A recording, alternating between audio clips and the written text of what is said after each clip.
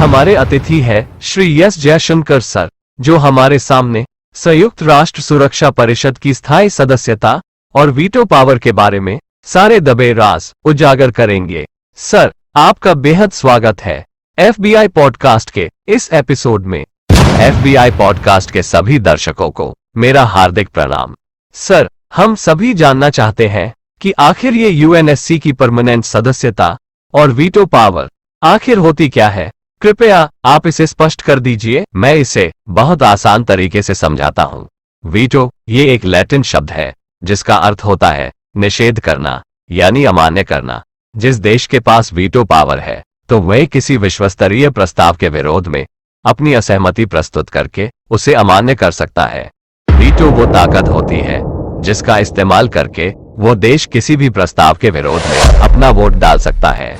UNSC यानी United nation security council ये UNO के 6 सहयोगी संस्थाओं में से ही एक संस्था है। इसे 24 अक्टूबर सन 1945 को स्थापित किया गया था। आज UNSC के सदस्य देशों की कुल संख्या 15 है, जिसमें से 5 स्थायी रूप से सदस्य देश हैं, जिसमें United state of America, Russia, France, Britain और चीन है। बाकी 10 अस्थायी देश हर 2 वर्ष के कार्यकाल के लिए बदलते रहते हैं। संयुक्त राष्ट्र सुरक्षा परिषद यानी UNSC के इन 5 स्थायी सदस्य देशों को ही वीटो पावर दी गई है।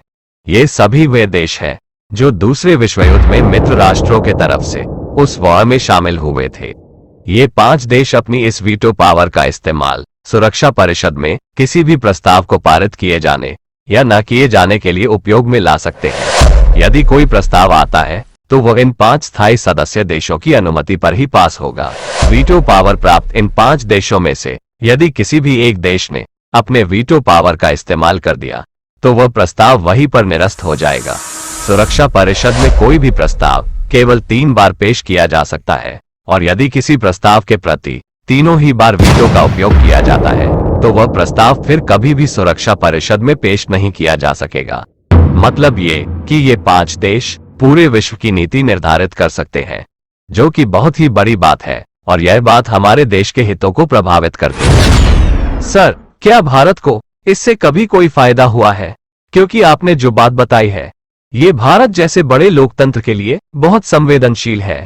इसके लिए हमें हमारे मित्र देश रशिया का हमेशा शुक्रिया अदा करना चाहिए, क्योंकि भारत की आजादी के बाद जब भी अन्य 4 देश भारत के हितों के विरुद्ध थे, तब अकेला रशिया वह देश था जिसने UNSC के परमानेंट मेंबर के रूप में भारत के समर्थन में 4 बार वीटो का उपयोग किया है। इससे भारत को अभूतपूर्व मदद मिली है। पहली बार वर्ष 1957 में कश्मीर मुद्दे को लेकर, दूसरी बार वर्ष 1961 में गोवा को आजाद करने के प्रस्ताव में, तीसरी बार वर्ष 1962 में भारत चीन युद्ध में, और चौथी बार वर्ष 1971 में भारत और पाकिस्तान युद्ध में रशिया ने भारत के पक्ष में अपना वीटो पावर इस्तेमाल किया था। सर, मगर भारत को वीटो पावर क्यों नहीं मिला, जबकि चीन को UNSC में स्थायी सदस्यता मिल गई थी? ये बात हम भारतीयों के गले से नहीं उतरती है। कृपया वास्तविकता बताएं। दूसरे विश्व युद्ध के बाद 1947 में जब भारत स्वतंत्र हुआ, तब भारत की औद्योगिक, राजनीतिक, आर्थिक तथा विशाल सैन्य शक्ति के स्तर को देखते हुए भारत को संयुक्त राष्ट्र सुरक्षा परिषद में स्थायी सीट और वीटो पावर देने की पेशकश अमेरिका व ब्रिटेन द्वारा की गई थी। लेकिन पंडित नेहरू की अदूरदर्शी व कमजोर कूटनीतिक बुद्धि ने मामला बिगाड़ दिया। नेहरू प्रशासन के हिसाब से UNSC के स्थायी सदस्यता के मुद्दे पर सोवियत रूस जरूर भारत का विरोध करेगा। इसी गलत अवधारणा के तहत नेहरू सरकार ने उनकी पेशकश को ठुकरा दिया, और नेहरू ने भारत के बजाय चीन के लिए उदारता दिखाते हुए चीन को ये सदस्यता मिले इसके लिए आवाज उठानी शुरू कर दी। इसे कहते हैं अपनी शादी छोड़कर किसी बेगाने की शादी में ही अब्दुल्ला दीवाना हो गया। फिर 1949 को जब कम्युनिस्ट माओ ने चीन पर हिंसक नीतियों से कब्जा कर लिया और पहले की नेशनलिस्ट काई शेक की सरकार को ताइवान में सीमित कर दिया, तब नेहरू ने कम्युनिस्ट माओ को खुश करने के लिए विश्व को चीन के इस नए व कथित कम्युनिस्ट गणतंत्र का हवाला देते हुए उसे वीटो पावर दिलवाने के लिए विश्व स्तर पर कोशिशें शुरू कर दी, जो कि बेहद मूर्खतापूर्ण नीति थी। सर, मतलब नेहरू सरकार ने कम्युनिस्ट माओ की अमानवीय और हिंसक नीतियों का समर्थन किया? काफी हद तक हाँ। नेहरू ने 1949 से 50 के दशक में भारत और कम्युनिस्ट चीन के बीच तनातनी न बढ़े इसके मद्देनजर और माओ को खुश करने के लिए ऐसा किया था। दूसरा तर्क यह है कि एशियाई देशों के बीच एकजुटता के प्रयासों की अगुवाई के लिए नेहरू ने अति उत्साह में गलत दांव गलत जगह चला दिया, क्योंकि दोनों देशों के इतिहास को देखने पर नेहरू को यह लगा कि चीन और भारत इस ऐतिहासिक यात्रा में साथी रहे हैं, इसलिए उन्हें एक दूसरे की मदद करनी चाहिए। मगर कम्युनिस्ट माओ की सोच इससे ठीक उल्टी थी, जिसे नेहरू नजर आने के बावजूद नहीं समझ पाए। कई तर्कशास्त्री इसे नेहरू के दिखावे के आदर्शवाद और अंतर्राष्ट्रीय संबंधों में भारत के राष्ट्रीय हितों की अहमियत को न समझ पाने के तौर पर देखते हैं। उनका मानना है कि मित्र ताकतें जरूर मायने रखती है, मगर इसके लिए समझदारी व दुनियादारी से काम लेने की जरूरत होती है। मगर तब तो भारत के नेताओं में शांति के लिए नोबेल पुरस्कार प्राप्त करने की चाहत हिलोरे मार रही थी। द डिप्लोमेट मैगजीन ने अपनी एक रिपोर्ट में लिखा था कि नेहरू का यह मानना था कि बड़ी शक्तियों को अपने मित्रों से दूर नहीं रहना चाहिए, बल्कि उन्हें अंतर्राष्ट्रीय संगठनों में शामिल किया जाना चाहिए। जैसे प्रथम विश्व युद्ध के बाद जब जर्मनी के साथ गलत व्यवहार किया गया और अपमान की भावना और यूरोपीय बहिष्कार ने उसे एक और असंतुष्ट देश यूएसएसआर के करीब ला दिया था। द डिप्लोमेट मैगजीन में साउथ एशियन यूनिवर्सिटी के डिपार्टमेंट ऑफ इंटरनेशनल के असिस्टेंट प्रोफेसर श्री नबारुण रॉय ने लिखा है कि जैसे ही अप्रैल 1922 में जर्मनी ने रूस के साथ रापालो संधि पर हस्ताक्षर किया, तब से यूरोप में फिर तनाव बढ़ गया था। लेकिन उसके बावजूद ब्रिटेन ने समय रहते जर्मनी को 1926 में लीग ऑफ नेशन का सदस्य बनाने में मदद की थी। ठीक वैसे ही नेहरू भी कम्युनिस्ट माओ के चीन के लिए करना चाहते थे। खैर, ये बात अलग है कि ब्रिटेन की इस मदद के बावजूद 1930 के ग्रेट डिप्रेशन काल में उभरी कई यूरोपीय नीतियों ने फिर से जर्मनी को वैश्विक स्थिरता के लिए खतरा बना ही दिया।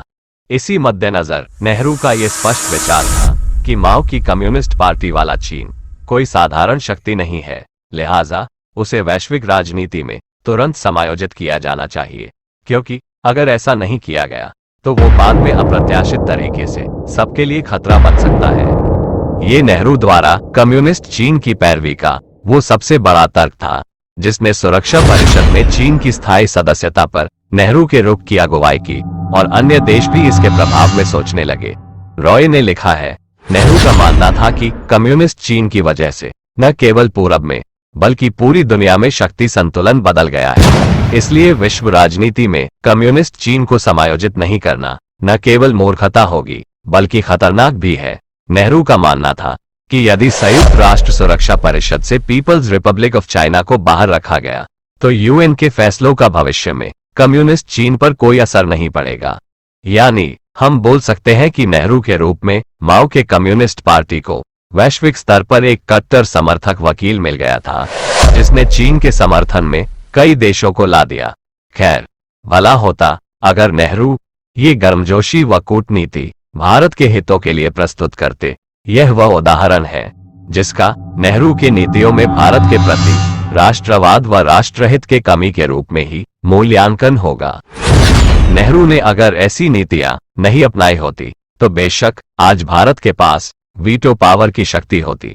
वर्तमान समय में चीन इस शक्ति का इस्तेमाल कई बार भारत के खिलाफ कर चुका है, जिसका खाजियामा भारत को सदैव भुगतना पड़ रहा है। सर, आप जो बता रहे हैं ये बहुत ही अप्रत्याशित और लज्जास्पद बातें हैं। क्या राष्ट्रीय हितों की ऐसी भी अनदेखी की जा सकती है? खैर, अगर आज के संदर्भ में पूछा जाए तो बताइए कि भारत को यूएनएससी में स्थायी सदस्यता व वीटो पावर कब तक मिल पाएगा? आज की हमारी नीतियां क्या इसमें कोई भूमिका निभा रही है? आज के वर्तमान समय में भारत की प्रथम चाहत है कि उसे सुरक्षा परिषद में स्थायी सदस्यता और वीटो पावर मिले, क्योंकि भारत तेजी से बढ़ती अर्थव्यवस्था है। साथ ही साथ ये दुनिया का एक जिम्मेदार और सबसे बड़ा लोकतांत्रिक देश है। साथ ही दुनिया के कई छोटे से लेकर बड़े देश भारत के लिए वीटो पावर की मांग कर चुके हैं। बीबीसी की एक रिपोर्ट कहती है कि भारत अब इस मामले में जबरदस्त जागरूक हुआ है। हाल के वर्षों में भारत की सैन्य और आर्थिक शक्ति बढ़ी है। ऐसे में विश्व राजनीति में बड़ी भूमिका निभाने को लेकर उसकी चाहत भी बढ़ी है। पिछले कुछ वर्षों से भारत संयुक्त राष्ट्र सुरक्षा परिषद में स्थायी सीट को लेकर लगातार मांग कर रहा है। भारत के नेताओं ने संयुक्त राष्ट्र महासभा समेत दुनिया भर के विभिन्न मंचों पर इसके लिए पुरजोर कोशिशें की है, ताकि अंतर्राष्ट्रीय समुदायों के सामने बतौर स्थायी सदस्य भारत की योग्यता जताई जाए और भारत को वीटो अधिकार मिले।